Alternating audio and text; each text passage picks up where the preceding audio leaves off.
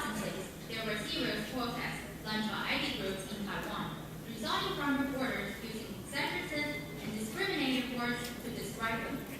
The word walking bomb can sometimes be found in several reports.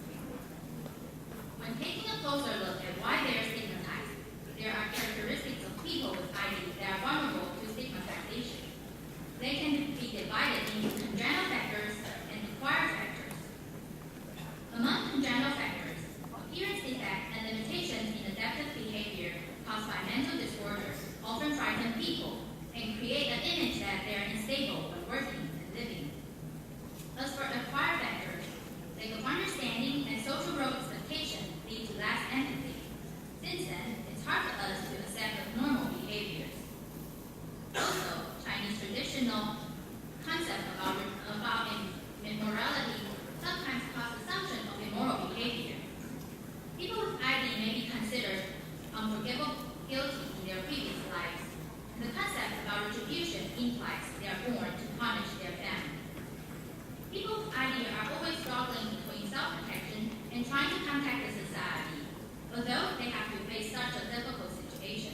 Fortunately, our society has done something for them, so let my partner introduce them to you. Hello, I'm Albert. Before we start this topic, we will have a brief introduction on government's policies, which shows the history of this stigmatization. At first, idiot was used to describe their physical impairments, and the Handicap Welfare Act was legislated to protect them. Later, we used mental retardation, revealing the difficulties on development, and the law changed also, emphasizing their disabilities. In recent 10 years, many people advocated the human rights, and therefore the Taiwanese government renamed the act into People with Disabilities Rights Protection Act. People with ID not only receive a better name, but also being protected by the laws. To have more understanding, in Taiwan, the society put emphasis on medical, educational, and working aspects. In medical aspect, the Taiwanese government established the NHI system. NHI, or National Health Insurance, is a compulsory social insurance system, and the goal is to provide universal coverage and guarantee equal access to healthcare services. To provide universal coverage, the NHI system has subsidized $79.6 million on ID patients. Each may receive about $1,800 per year, which is 6 times more than normal people. Also, to offer equal services, different degrees of disabilities may receive different percentage of the NHI subsidized. NHI system not only gives ID patients equal rights to health, but also promise basic health and living to them. So next, my partner Peter will introduce from the working aspect. Let's take a look at the stigma in working aspect.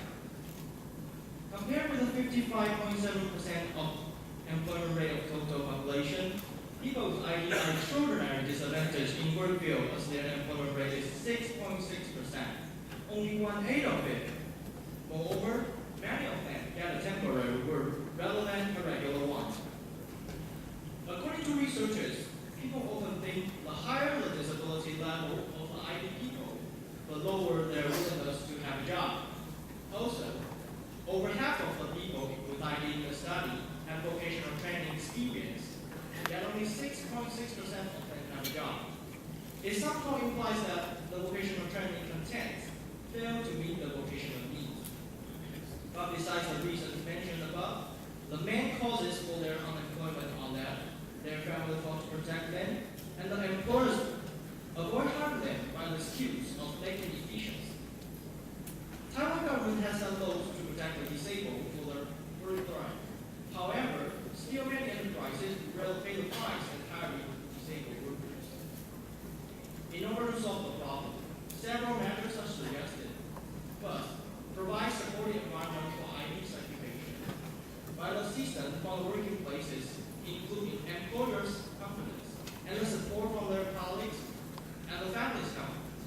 Most importantly, improve the ID people of their motivation to work.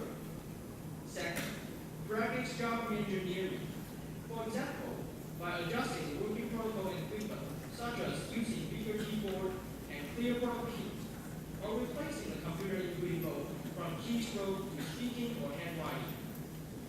In general, by inducing the IT people of their motivation and desire to work, and reducing the barriers they may encounter, they can eventually share the same rights as ordinary workers.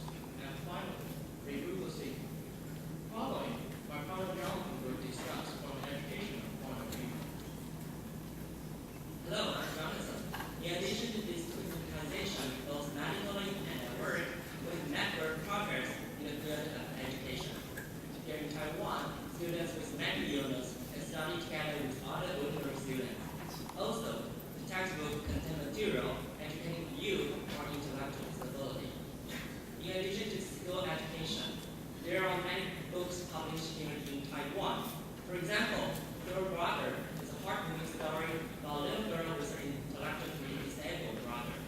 And also, The Angel Parade is written by the director of Xi Han'er Foundation, which revolutionized the functioning of NGOs in Taiwan. With efforts from both medical, work, and education, the intellectual disabilities are accepted step by step. However, to remove this stigma deeply rooted in people's minds, we need a practical strategy. 40 years ago, there's a group of parents of intellectual disabled formed the Xi Han'er Foundation. They created the name Xi Han'er, replaced those negative phrases like idiot or fool. They also held several activities and training programs to help the intellectually disabled rejoin our society, thus lessening the stigma on intellectual disability.